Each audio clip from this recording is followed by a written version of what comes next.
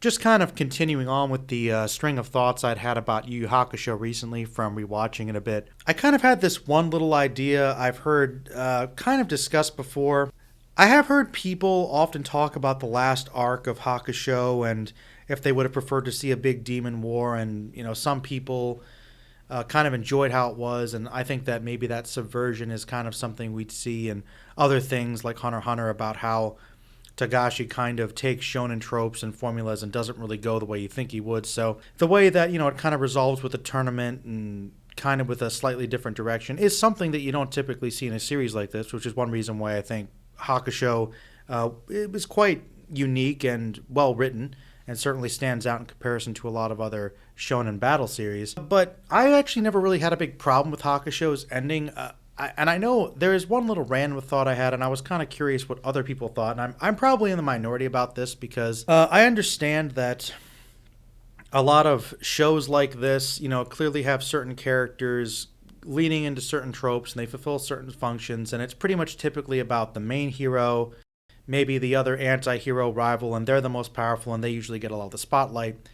But with Tagashi, particularly, with Hakusho and Hunter x Hunter and other shows later on like My Hero Academia, they've kind of strayed away a little bit from that, and to some extent Fullmetal Alchemist, which is more of like, I guess, sort of an action-adventure show. But there are some shonen series that are action-oriented that have these really big ensemble characters, cast of characters, and they do a good job of giving them all spotlight, and it's all not necessarily about one or two people that are the most powerful. And as much as I like Dragon Ball, that is an issue that has come up a lot, obviously, in the show. And I guess with Super, even with some attempts to give characters something else to do, obviously Goku and Vegeta still get a lot of the brunt of the action, which I think does a disservice to a really interesting cast of characters, which is why I like something like Dragon Ball, or why something like Bleach or Naruto are popular, etc. But the thing about Hakusho that I really like is, once again, much like how I mentioned in the previous video about the plot being very efficient in terms of pacing, I think that it has a pretty decent cast of characters, but the main core group of fighters, essentially,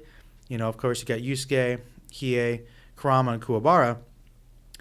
And the thing I like about it is they all do get a chance to shine. And of course, Yusuke is the main character who is the most powerful, and he is sort of the focus, but it really does feel like a very balanced show. Perhaps unlike most other ones like it, probably because that main cast is so small.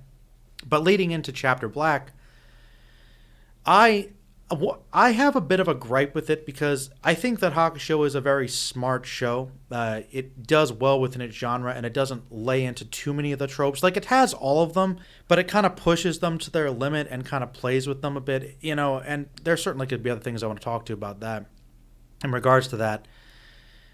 Forgive me for kind of going off on a rant here, but basically, my one issue with Chapter Black is kind of in the ending, because I think Sensui is a really intimidating, powerful villain. And I did a video a long time ago about how his level of power at the time, with his different armor levels and tapping into his different aspects of strength, made him so much more powerful than the other characters at the time, that last battle seems dire when he seems like he's killed Yusuke.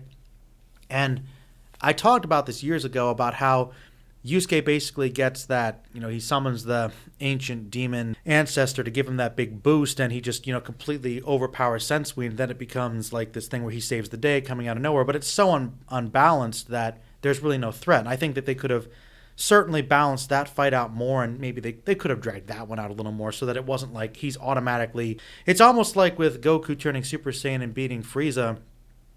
I mean, they drew that out, obviously, a bit longer than they could, but at least that wasn't so much of a comparison of difference that it was like completely one-sided. Like, Sensui gets destroyed immediately after the transformation. I actually think that, and I get why they didn't do it, and maybe this wouldn't have been something people would have liked, but I've always liked it when in shows like this, when the other characters have something to do and they can still thrive and overcome the obstacle using their wits and their tactics and their own strengths, without relying on the main character to win because he's the strongest. And then it kind of makes you think, well, what do these other characters do? And Hakusho obviously handles this better typically, but one of my favorite moments is when they think that all's basically lost and Yusuke's died, and the other three, they go after Sensui, and it's that fight where they're all just getting destroyed. And that really says a lot about their characters, that they're willing to fight and go up against this much more powerful guy to try and avenge their friend and just, at least go out giving their all, even if they think they're going to lose. And I just kind of wish that, honestly, they had somehow gotten some kind of power up or found some weakness for Sensui so that maybe they could have beaten him and then Yusuke came back at the end to kind of help them or something. Just, I always wanted them to actually beat Sensui without Yusuke. Like, because Yusuke already kind of had the thing with Toguro previously, and the first arc with the Saint Beast, everybody kind of has something to contribute fighting each one of them, of the Saint Beast. They all had something specific that they could bring in to contribute. They're all useful. And I get that Yusuke is the main guy and he's the most powerful, but that's not always necessarily what you need. And I just kind of like the idea of them taking him down, or at the very least, like, not having such a it's like they made Sensui so much more massively powerful that the other characters couldn't do anything, and then Yusuke came back and briefly got that power up that made Sensui look ridiculous, and that's something that I think was kind of weaker and much more leaning into the tropes than Hakusho typically does. So, minor gripe. Don't really mind, obviously, but it's something I've always kind of kicked around in the back of my head. So I was kind of curious what people thought about that and how that resolved. I know some people don't really like it that much.